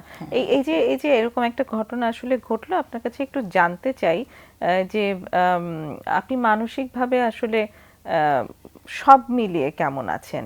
এই আমি মানসিকভাবে একেবারে তারপর কথা। শারীরিক মানসিক সব দিক দিয়েই ক্ষতিগ্রস্ত আছি। হুম হুম কারণ একটা সংসার, সাজানো সংসার, এবং সংসারে আমি কিছু নিয়ে আসি নাই, বাসার যে কিছু আছে সবকিছুই তাকে দিয়ে চলে আসি। আচ্ছা আচ্ছা, আমার বাসার বসে কিছু নেই, আমার ওয়াইফেই দিয়ে আসছি সব। আমাকে সাজানো সংসারকে সেই বাসায় সে থাকে। আপনি চলে এসেছেন? আমি সে চলে গেছে, আমার বাসা ছেড়ে চলে গেছে। পরে আমি ওই বাসা ছেড়ে চলে তাকে বলছি যে যেহেতু তোমার ফার্নিচার কিছু নাই, তুমি অন্য বাসায় উঠছো, আমার এখানে এসেই থাকো। তা আমি চলে ও যাই। আচ্ছা আচ্ছা, ওকে। এই জন্য ওকে স্যাক্রিফাইস করে আমি নিজেই চলে আসি। আচ্ছা আচ্ছা, খুব বোঝা যাচ্ছে আপনি খুব জেনারেস হয়েছেন আসলে তার প্রতি। কারণ আমার একটা বড় বাচ্চাটা মনের পরিচয় দিয়েছেন। হ্যাঁ, হ্যাঁ, অনেক বড় মনের পরিচয় আর একটা দিয়েছেন। জিনিস আমি আপনাদের গোপন করছি, এটা বলা ঠিক হবে কিনা। আপনি যদি ফ্রি ফিল করেন তাহলে বলতে পারেন। এটা হলো কি, আমার ওয়াইফ যখন আমার সাথে অ্যাপিয়ার করে 3 মাস, তার আগে সে আরেক জায়গায় বিয়ে হয়েছিল, এটা সে গোপন করেছে। আচ্ছা, আদ্র আমার ফ্যামিলিতে কখনো জানে না যে সে আগে আরেক জায়গায় মেরে সে আরেক জায়গায় বিয়ে হয়েছে। আচ্ছা আচ্ছা, আচ্ছা। ওকে। আচ্ছা, যার তো সেই কারণে জায়গাটাতে আপনার সাথে বোঝাপড়াটা কি তখন ঠিকঠাকই হয়েছিল, যে আপনার কাছে বিষয়টা কোনো কমপ্লেইন ছিল না যে ওনার আগে একটা বিয়ে হয়েছিল? না, আমি যেহেতু আমার এটা জানছি, যেদিন আমার কাবিন হয় সেদিন এক ভদ্রলোকে সেটা বলছে, তখন আমি বলছি যেহেতু সবাইকে দাওয়াত হওয়া হয়ে গেছে, এখন এই মুহূর্তে আমার বাবা মা যদি জানে তাহলে আমার সমস্যা হবে বা আমার মান সম্মান একটা টানবে। আমি এটাকে আদ্র আমার বাপ মা বা ভাই বোন থেকে হচ্ছে এখনো জানছি, আচ্ছা, তারা জানেও না। আচ্ছা, আপনি যখন জানতে পেরেছেন এটা নিয়ে আপনাদের মধ্যে কোনো দ্বন্দ্ব হতো না, এটা আপনি না, আমি মেনে আমি নিয়েছিলেন? এটাকে মেনে আচ্ছা নিয়েছি। আচ্ছা, তারা বিধাতার লেখন এইভাবেই হবে, আমি এই জন্য তাকে মেনে নিয়েছি। আচ্ছা। আমরা কি আলোচনা হ্যাঁ, করব তাহলে? ঠিক আছে, ঠিক আছে, আপনাকে অনেক ধন্যবাদ। আপনি আসলে এত প্রতিকূলতার ভেতর দিয়ে যাচ্ছেন এবং তারপরে যে আপনি একটা সাহায্য চেয়েছেন, সেজন্য আপনাকে অনেক আমরা প্রশংসা করছি এবং ধন্যবাদও জানাচ্ছি। এবং যত বড় মনের পরিচয় আসলে দিয়েছেন আপনি, আপনার ততটাই বড় মন, আসলেই তাই। কিন্তু সেই মনটাকে, ভাঙা মনটাকে আবার জোড়া লাগানো নিশ্চয়ই সামনেই সক্ষম হবেন, সেই প্রত্যাশা আমরা রাখছি। আপনাকে অনেক ধন্যবাদ। কোহিনূর বেগম চৈতি, আপনার কাছ থেকে যদি শুরু করি, আমরা কি বলতে চাই ওনার প্রশ্নটির প্রেক্ষাপটে? আসলে আমরা যারা এই প্রফেশনে অনেকদিন থেকে আছি, এই ধরনের সমস্যাগুলো কিন্তু মানে অনেক ক্ষেত্রে আমরা দেখি, হ্যাঁ, যে যে কোনো কারণেই হোক সেপারেশন হচ্ছে বা ডিভোর্স হয়ে যাচ্ছে। তো সেক্ষেত্রে বিশেষ করে এমন অনেক দেখেছি আমরা যে পরবর্তীতে যখন নতুন একটা জীবনের দিকে যায়, সেই জীবনের কিছু ভালো যেমন আউটকাম দেখি, পাশাপাশি অনেক সময় অনেক নেতিবাচক আউটকাম দেখি। তবে ওনার যে সিচুয়েশনটা, উনি বলল যে প্রায় 1 বছর হয়ে গেছে এবং বাচ্চার সাথে ওনার মোটামুটি একটা ভালো কানেকশন আছে।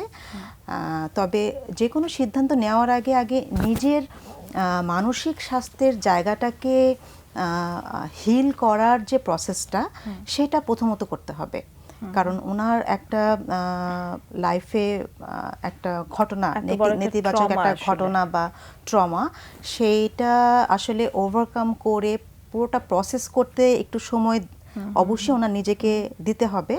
এবং সিদ্ধান্ত নেওয়ার ব্যাপারে আমার মনে হয় যে অবশ্যই একজন প্রফেশনাল যদি হেল্প উনি নেন, তাহলে হয় কি যে দ্বন্দ্বটাতে উনি আটকে আছেন, সেখান থেকে উনি একটা প্রপার ডিসিশন নিতে পারবেন। কারণ প্রফেশনালরা তো আসলে ডিসিশন দিয়ে দিবে না যে আপনি বিয়ে করবেন না বা আপনি বিয়ে করে ফেলেন, এরকম কোনো ডিসিশন কিন্তু দিবে না।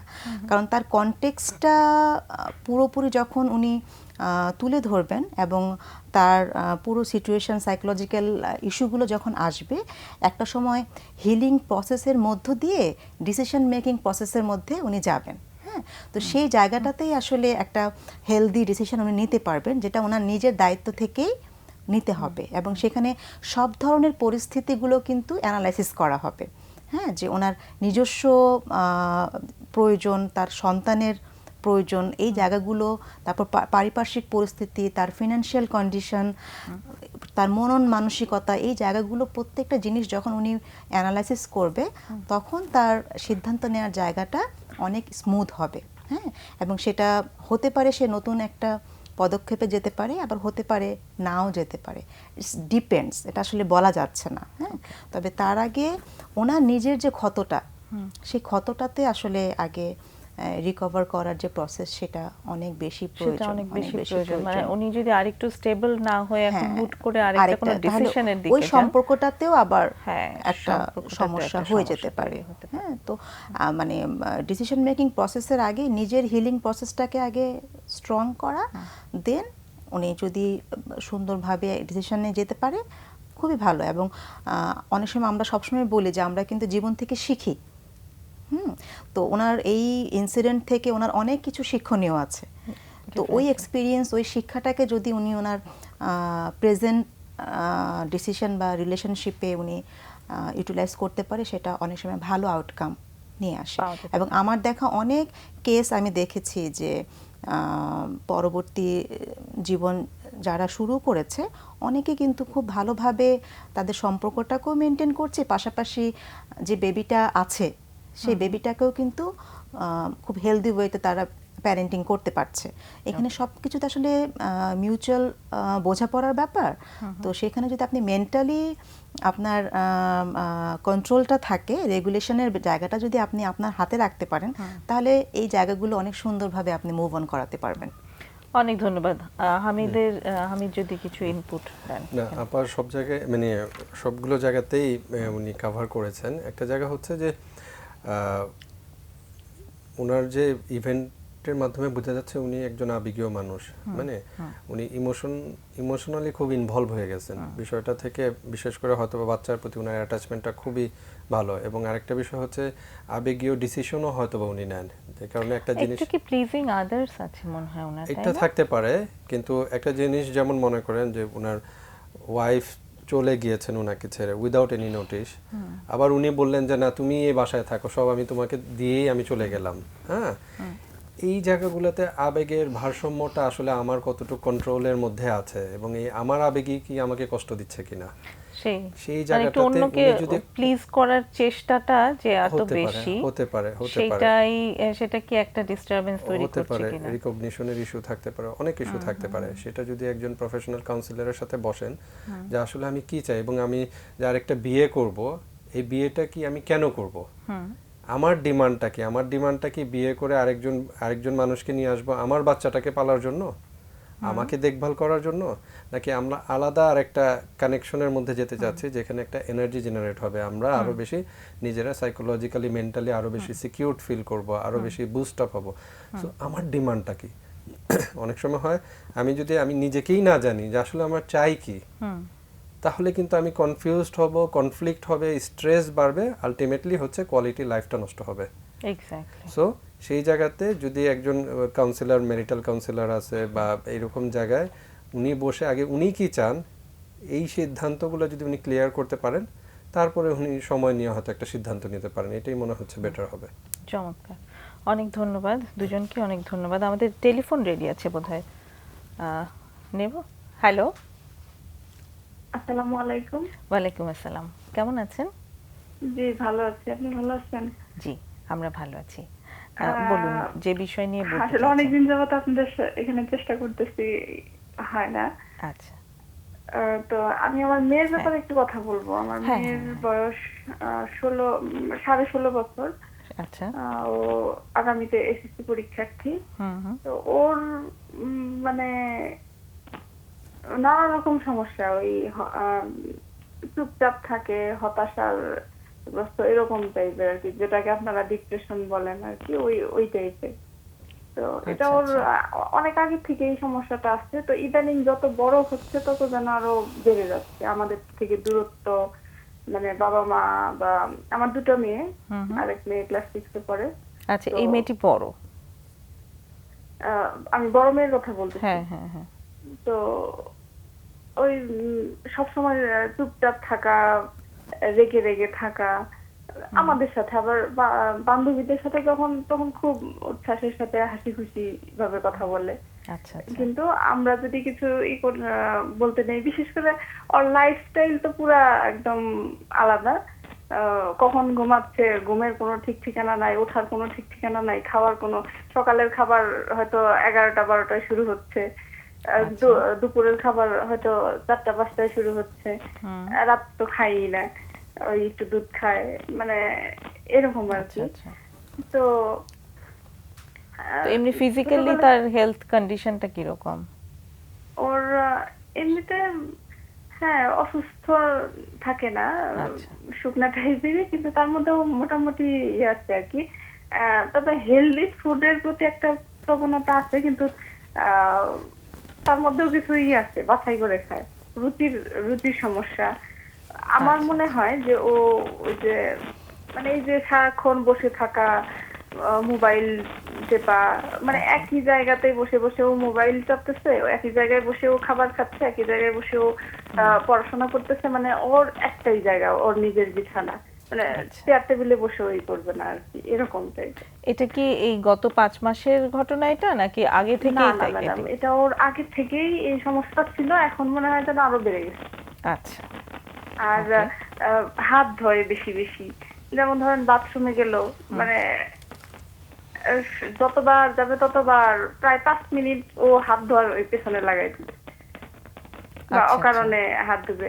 এমনিতে মনে হচ্ছে যে ও খুব পরিষ্কার পরিচ্ছন্নতা চাচ্ছে, কিন্তু নিজে পরিষ্কার থাকবে না, মানে নিজে যে একটা কিছু ফিটফাট ওরকম না আর কি। কিন্তু আমি পরিপাটি কেন থাকা করে দিই? সেটা না, কিন্তু হাত ধোয়ার ওই জায়গাটা থাকছে। জি জি জি। অন্য কিছু ক্লিন করে?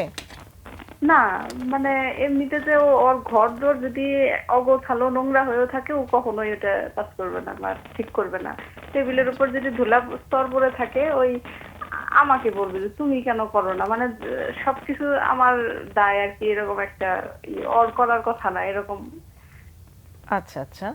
ওকে, ওকে। আগে ঠিক আছে। থেকেই চুপচাপ থাকতো। তবে আগে থেকেই চুপচাপ। ওকে আসলে ছোটবেলা থেকে, বিশেষ করে আমার হাজবেন্ড ওর একটু বেশি শাসনও না ঠিক, মানে করে রাখা, মানে সবকিছুই নিজের মতো করে করানো, এরকম একটা ছিল, জোর করে আচ্ছা। এটা খেতে হবে, মানে খেতেই হবে, এরকম একটা জোর করে খাওয়ানো, আহ, এটা করবা না, মানে সবসময় একটা হুকুম বা আদেশের মতো। আমার খুব ভালোবাসতেছে, খুব আদরও করতেছে, মানে বেশি আদরের মেয়েকে যেটা করা হয় আর কি, ওইরকম। আচ্ছা, আচ্ছা। আর তাতে কি হয়েছে, ও আরো মনে হয় যে বিগড়ে গেছে। ওকে। হ্যাঁ। আপনার দুই বাচ্চার বয়সের গ্যাপ কত? 3.5 বছরের কিছু বেশি হবে। 3.5 বছরের বেশি। আচ্ছা, আপনার ছোট ছোট মেয়েটা জি। ছোট মেয়েটা কেমন করছে?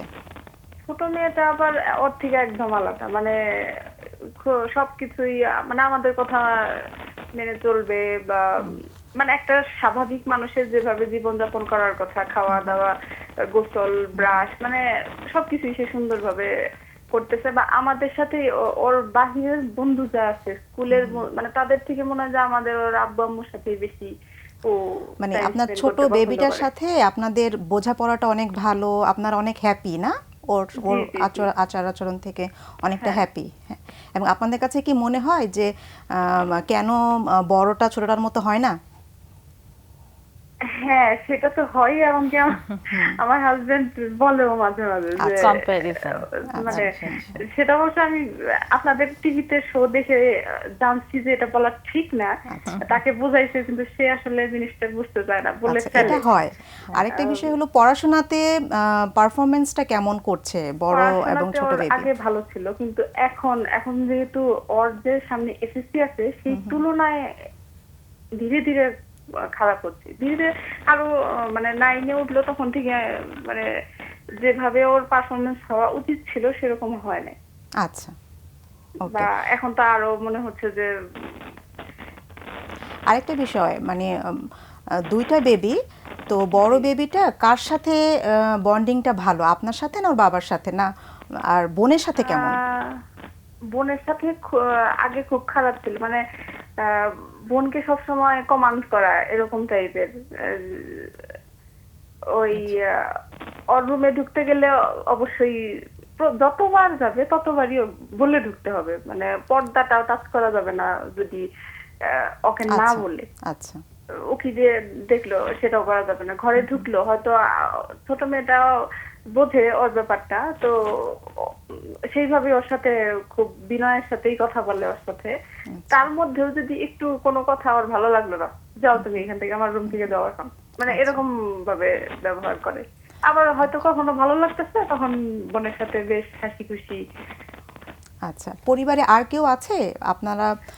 এখন আমরা 4 জন আছি, মানে আমার হাজবেন্ড, আমি, আমার 2 মেয়ে। কিন্তু আগে ওর ছোটবেলাটা অবশ্য একটু আমরা বাড়ি ছিলাম, আমার শ্বশুর শাশুড়ি দেবর ওদের সাথে, ওর আব্বু চাকরি করতো, তো সেখানে ওর একটু খারাপ অভিজ্ঞতা আছে, মানে আমার বাড়ির লোকেরা একটু বেশি ঝগড়াঝাটি করতো।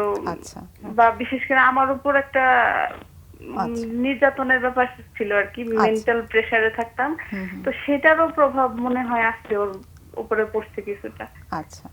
তো বোঝা যাচ্ছে যে ওর চাইল্ডহুডে কিছু নেগেটিভ এক্সপিরিয়েন্স ছিল, চাইল্ডহুড জি। কিছু ট্রমা সিচুয়েশন ছিল, তাই তো? পাশাপাশি আমরা অনেক সময় সিবলিং ইস্যু একটা আছে যেটার জন্য সাইকোলজিক্যাল কিছু ইম্প্যাক্ট পড়ে, আমরা আলোচনা করছি, আপনি আশা করছি আপনার। আর ও আরেকটা ব্যাপার ম্যাডাম, ওই পোকা মানে মানে জানি না, আমরা তোকে দেখতে পাই না কিন্তু ও নাকি দেখতে পায় ওই আচ্ছা, ওর পোকা দেখছে। টেবিলের উপরে, মানে ও মনে করে যে পোকা আছে। ওর বই মুছে দিতে হয়, প্রত্যেকটা বই যতবার যে খাতাটা পড়বে বা লিখবে সেটা আমাদের মুছে দিতে হবে। আচ্ছা, মানে এই সিম্পটম গুলো কতদিন ধরে খেয়াল করছেন, যে অনেক এটা- বেশি হাত এটা ধুচ্ছে, ম্যাডাম, পোকা ও দেখছে? যখন 6-7-এ পড়ে তখন থেকেই এই যে এই পোকা, তারপরে হাত ধোয়ার ব্যাপারটা তো আরো আগে থেকেই ছিল, তবে 6-7-এ উঠলো যখন, মানে ওর যখন 12-13 বছর এরকম টাইপ, ওই সময় থেকে ওর আর কি এই পোকার ব্যাপারটা, হাত ধোয়ার ব্যাপারটা, বা আমাদের থেকে দূরত্ব সৃষ্টি হওয়া। আগে ও আমাদের সাথে এক টেবিলে খাইতো, কিন্তু ধীরে ধীরে এখন ও ওর রুমে খাওয়া শুরু করে দিছে। কি কারণে করছে সেটা বলেছে? না মানে ওর ভালো লাগে ওইখানে আমাদের সাথে খারাপ লাগে সেটা বলে না, মানে ওর ডাইনিং টেবিলে খেতে ভালো লাগে না, এটাই বলে। ওকে, ওকে, প্রায় 3-4 বছর ধরে এই সিম্পটম গুলো আবার আছে। আচ্ছা, আমি একটু জানতে চাচ্ছি যে এত কিছুর মধ্যে ও তো এইচএসসি পরীক্ষা দিচ্ছে, এমনি আপনারা ওকে প্রশংসা কেমন করেন? প্রশংসা পাওয়ার মতো আপনার বড় বাচ্চা কি করে? প্রশংসা পাওয়ার মতো ম্যাডাম আসলে কোনো কিছুই করে না, আচ্ছা, কারণ ওকে ব্রাশ করবে না, মানে ব্রাশটা ওকে জোর করে বলে বলে করাতে হবে।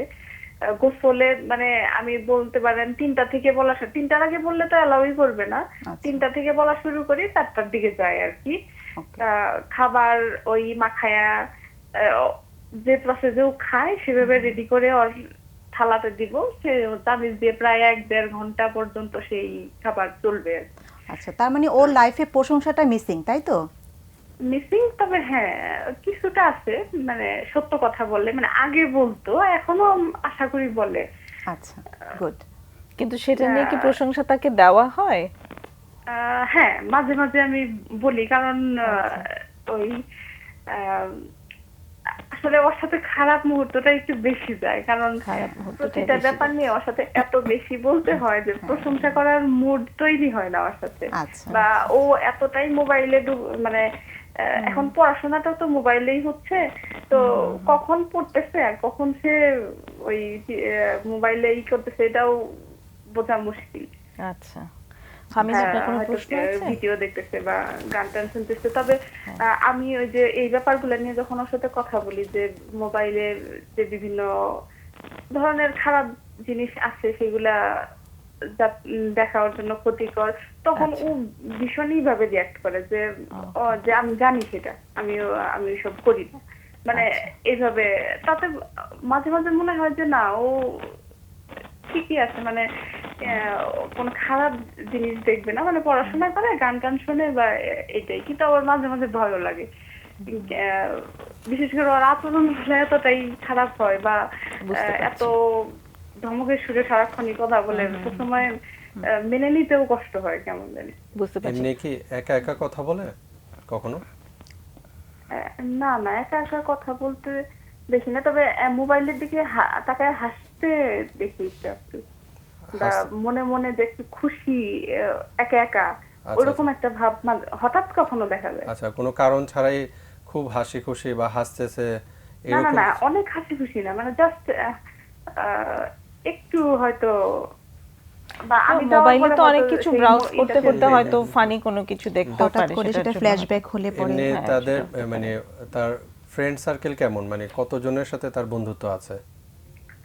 ফ্রেন্ড খুব বেশি না, এখন তো লকডাউনের মধ্যে আরো কমে গেছে, তো যে কয়জন আসছে তাদের সাথে, যেমন ধরেন আমাদের একটু পোস্টিং হয় মাঝে মাঝে, তো আগের যে বান্ধবী তাদেরকেও মোটামুটি ভুলেই যায়, তাদের সাথে আর যোগাযোগ রাখে না। যখন থাকে তাদের কাছে তখন তাদের সাথে খুবই বন্ধুত্ব, কিন্তু যখন ওদের থেকে চলে আসে, মানে যেমন ধরেন আমরা চলে আসছে হয়তো 1-1.5 বছর আগে, তো এখন আর তাদের কথা মনে করে। তারা মাঝে মাঝে ফোন দিত, এখন ও দেয় না, যখন তারা ফোন দেয় তখন কথা বলে, কিন্তু ও আর দেয় না, তারাও দিচ্ছে না এখন আর। আচ্ছা, কিন্তু বিষয়টা এখন আবার যাদের সাথে আছে আবার তাদের সাথে খুবই বন্ধুত্ব। এমন হয় কি যে কিছুদিন সে খুবই ভালো, খুব মানে ভালো মুডে থাকে, আবার হঠাৎ করে কিছু সময় দেখা গেল 2-3 মাস সে একদম ডিপ্রেস, আর কিছুই ভালো লাগে না, আবার 2-3 মাস পর দেখা গেল আবার সে খুব ফুরফুরা, খুব ভালো লাগছে, সবকিছু খুব ভালো ভালো ইয়ে হচ্ছে, খুব অ্যাক্টিভ, এরকম মনে হয়? জি স্যার, খুব অ্যাক্টিভ তো কখনোই থাকে না, কিন্তু মুড মাঝে মাঝে ভালো হয়, কিন্তু হঠাৎ করে এতটাই বেশি খারাপ হয় যে মানে পরিবারের সাথে পুরো যোগাযোগ, মানে একই ঘরে থাকার পরেও বিচ্ছিন্ন এরকম। কখনো কি এরকম বলে যে জীবনে বেঁচে থাকতে মন চায় না, মরে যেতে না মন না, চায়? এরকম কখনো বলে না। আমি আবার ওর সাথে কথা মানে এই ব্যাপারগুলো নিয়ে কথা বলি তো মাঝে মাঝে, যে দেখো বাবা, তোমার যখনই খারাপ লাগুক বা যতই তোমার মনে কষ্ট আসুক, মানে এই যে বিভিন্ন ধরনের ঘটনা ঘটে সেগুলা হয়তো খবরে দেখায়, টিভিটা পর্যন্ত দেখে না, তো ওগুলা আমি ওর সাথে কথা বলি আর বলি যে মানে কখনো যদি তোমার এমনও আসে যে আমরা তোমার সাথে খারাপ ব্যবহার করছি বা তোমার আমাদের প্রতি খুবই বিরক্ত, তাও জানি কখনো এই ধরনের চিন্তা ভাবনা আনো না।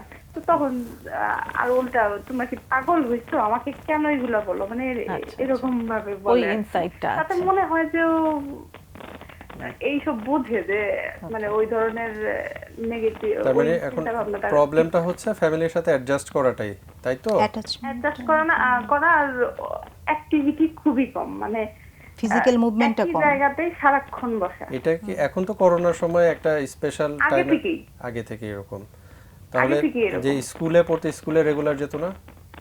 স্কুলেও মানে যে এই প্রায় ক্লাস 9-এ যখন উঠলো, এখন তো ক্লাস 10-এ আছে, 9-এ ওঠার পরে থেকে দেখলাম যে এই এখন যে স্কুলটাতে আছে এখানেও গ্যাপ দেওয়া যায় আর কি, এই সুযোগটা আছে, তো ও ওই সুযোগটা নিতে চেষ্টা করতো মাঝে মাঝে, বলে যে ক্লাসে ভালো পড়া হয় না, তাতে আমি বাসায় বসেই যতটুকু পড়বো এটাই ভালো হবে, মানে এই অজুহাত দিয়ে দিয়ে স্কুলে যায় না মাঝে মাঝে। আরেকটা জিনিস হচ্ছে যে শৈশবে কি কখনো মানে সে ফিজিক্যাল বা সেক্সুয়াল অ্যাবিউজ হয়েছে, এরকম কোনো ঘটনা আছে? ছোটবেলায় ছোটবেলা বা খুব মানে তার জীবনে এরকম কোনো ঘটনা আছে কিনা? আসলে ছোটবেলায় ওই যে আমি বললাম যে বাড়িতে ছিলাম যখন, আসলে ওর যে চাচা, মানে আমি শিওর না আর কি, মানে ওই আমাকে একবার বলছিল যে ওর লজ্জায় ব্যথা পাচ্ছে, কেন ব্যথা পাচ্ছ, ওর চাচার নাম বলছিল যে সে আমার এখানে হাত দিচ্ছে আর কি। তো তখন সেই ব্যাপারটা নিয়ে অনেক করা হয়েছে, কিন্তু তার চাচাও সেটা নিয়ে এমন ভাবে কথাগুলার করছে যে ওটা আমরা আমলে নেই নাই, কিন্তু আমার মনে কিছুটা গেঁথে আসছে আর কি, যে না হয়তো মানে আচ্ছা আচ্ছা কোন একটা করছে, হয়তো বা অতটাও না, মানে কিছুটা। কিছু একটা। আচ্ছা এখন তারপরে স্কুল যাওয়ার পরে ওকে তো ছোটবেলা থেকে এই ব্যাপারগুলো সম্পর্কে আমি বলছি যে কাউকে শরীরে টাচ না করতে দেওয়া, বা এগুলো নিয়ে আলাপ করছি যে স্কুলে কেউ কি কখনোই করতে চায় কিনা, এগুলো নিয়ে মাঝে মাঝে আমি কথা বলি, কিন্তু মানে বুঝতেছে না কিছু, এরকমই একটা ভাব করে, বা কেন জিজ্ঞাসা করতেছি আমি এটা এরকম। তখন আমি আরো একটা হতভম্ব হয়েছে যে কি বলবো, তখন আর কিছু আচ্ছা জিজ্ঞাসা করা আমরা হয় না। মনে হয় আলোচনা করি, আমরা মানে যতটুকু বোঝা বুঝেছি যাচ্ছে, ততটুকু নিয়ে আমরা আলোচনা করি, কারণ অনুষ্ঠানও আমাদের মানে অতটা সময় পাবো না। আপা আপনাকে অনেক ধন্যবাদ, আপনি অনেক ডিটেইলে আসলে আমাদেরকে বলেছেন, সেটা মানে সেটা অনেক হেল্পফুল ছিল। আমাদের অতিথিরা যারা আছে আমার মনে হয় খুব ইফেক্টিভ একটা আলোচনা করতে পারবো। আপনি আমাদের আলোচনার সঙ্গে থাকুন। কে আগে শুরু করবেন? হামিদ। একটা জায়গা হচ্ছে যে এখন ক্লিয়ার একটা মেসেজ শেষের দিকে পেয়েছে, একটা হ্যাঁ চাইল্ডহুড সেক্সুয়াল অ্যাবিউজের একটা ঘটনা আছে, এবং সেইটা লিড করতে পারে তার এখনকার যে প্রবলেমগুলো। একদম পারে। 2 নাম্বার হচ্ছে যে সে হয়তোবা এটা বলেছিল ফ্যামিলিতে, বাট ফ্যামিলি সেটা সেভাবে গুরুত্ব দিয়ে কোনো পদক্ষেপ না নেওয়ার কারণে তারপরে হয়তোবা তার আস্থার জায়গাটা একটু মানে ফিলিং অফ ইনসিকিউরিটির জায়গা, বা সে যে বলবে কাউকে এরকম যে এরকম একটা ঘটনা হয়েছে। এবং সাধারণত এরকমই হয় চাইল্ডহুড অ্যাবিউজগুলা, মানে চাইল্ডহুডে কিন্তু এরকম খুব কাছের মানুষদের দ্বারাই হয়। এবং এইটা একটা কোর ইফেক্ট, মানে একদম কোরে গিয়ে কাজ করে, এটা রুট কজ হতে পারে অনেক প্রবলেমের। হ্যাঁ, সো যেটা উনি বলছিলেন যে হাত ধোয়ার সমস্যাটা আছে এবং পোকা দেখতে পায়, এবং গত 4-5 বছর ধরে 3-4 বছর ধরে আছে, এটা কিন্তু ডায়াগনোসিস হওয়াটা খুব জরুরি ছিল। হ্যাঁ, এবং আরেকটা বিষয় হচ্ছে যে এর পরেও আরো এরকম হয়েছে কিনা। একটা জিনিস হতে পারে যে প্রথমে তো আমি বলেছিলাম এরকম ঘটনা, তোমরা তো এটাকে এত গুরুত্ব দাও নাই, তো পরবর্তীতে হলেও যা আছে এটা বলেও লাভ নেই। আমি নিজে নিজে এটাকে প্রসেস করে ফেলি, স্কুলে গেলেও চলবে না গেলেও চলবে, ঠিক আছে এরকম। তারপরে হচ্ছে যে সেলফ কেয়ারের জায়গাগুলোতে অনেক ঘাটতি, তার মানে লার্নিং এর জায়গাতেও তার কিন্তু কিছু ডিফিসিয়েন্সি তৈরি হয়েছে। সে হয়তো প্রপারলি সেলফ কেয়ারের জায়গাগুলা নিজে হয়তো করতে হবে এটা শেখা হয়নি, তাকে করে দেয়া হচ্ছে, যে কারণে সে তার রেসপন্সিবিলিটিটাও যে নিতে হবে, এটা এখন এসে মনে হচ্ছে এটা একটা প্রবলেম। এত বড় মেয়ে হয়ে গেছো, এটা করতে পারো না, কিন্তু এইভাবেই হয়তো বড় করা হয়েছে সেই জায়গাটা। অবশ্য আমাদের জানা হয়নি। হ্যাঁ, হতেও পারে যে অনেক সময় আচ্ছা ঠিক আছে আমি যেমন গোসল করতে হবে 3টা বাজে বললে 4টা বাজে গোসল করবে। গোসল করাটা কার ডিমান্ড? গোসল করাটা তো যে হ্যাঁ তার নিজস্ব ডিমান্ড।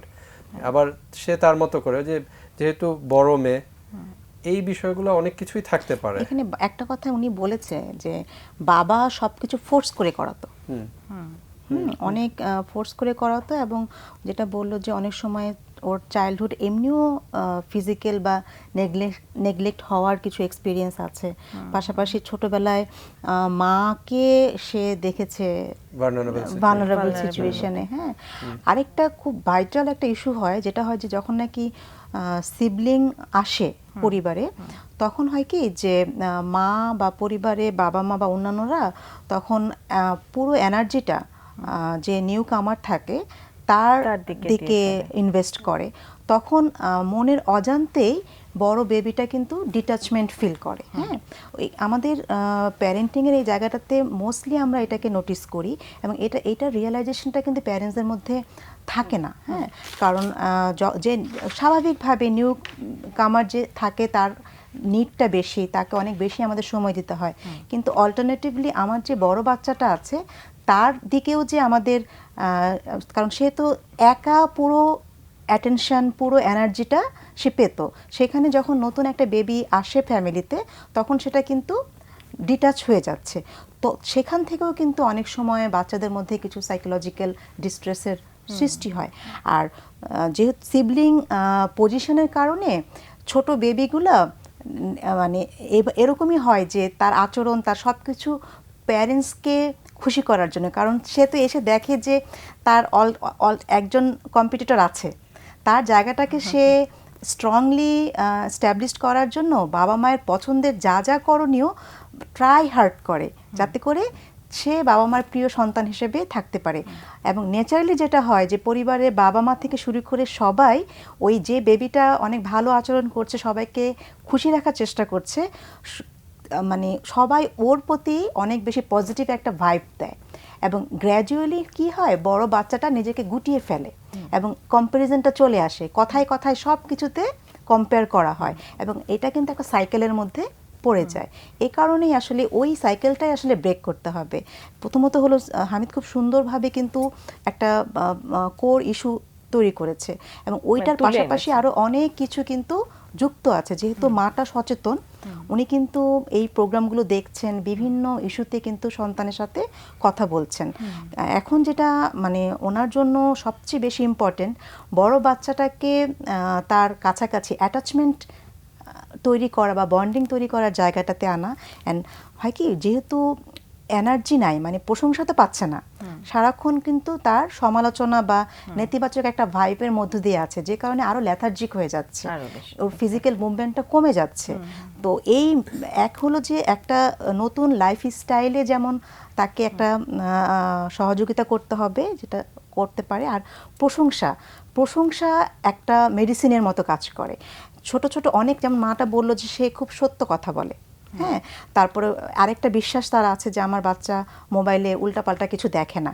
এই যে বড় মেয়ের প্রতি তার যে আস্থা, তার বিশ্বাস, তা এই জায়গাটা যদি উনি সত্যিকার অর্থে তুলে ধরতে পারে, বাচ্চাটাকে বোঝাতে পারে যে বাচ্চাটার প্রতি তাদের কি আস্থা নির্ভরতার জায়গা আছে, এখান থেকে কিন্তু শুরু করতে পারে, মানে কানেকশনের জায়গাটা শুরু করতে পারে। এবং একদম সচেতনভাবে বাচ্চাটাকে যদি, মানে হয় কি, আমরা সারাক্ষণ খেয়াল করি যে কি করছে না, ও কি করছে সেইটার দিকে যদি আমরা একটু মনোযোগ দিই এবং সেটাকেই যদি আমরা বারবার বলি এবং একটা পজিটিভ ভাইব তৈরি করি, আই বিলিভ যে ও এনার্জি পাবে।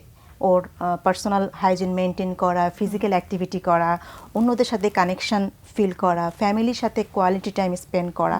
তো এই জায়গাটাতে বাচ্চাটাকে সাহায্য করতে হবে। আর যেই সিমটমগুলো বললো, অবশ্যই সেগুলো ডায়াগনোসিসের জন্য একজন প্রফেশনাল হেল্প নেওয়া প্রয়োজন। অনেক ধন্যবাদ দুজনকে, অনেক ধন্যবাদ। আমরা খুব চমৎকার আলোচনা করছিলাম।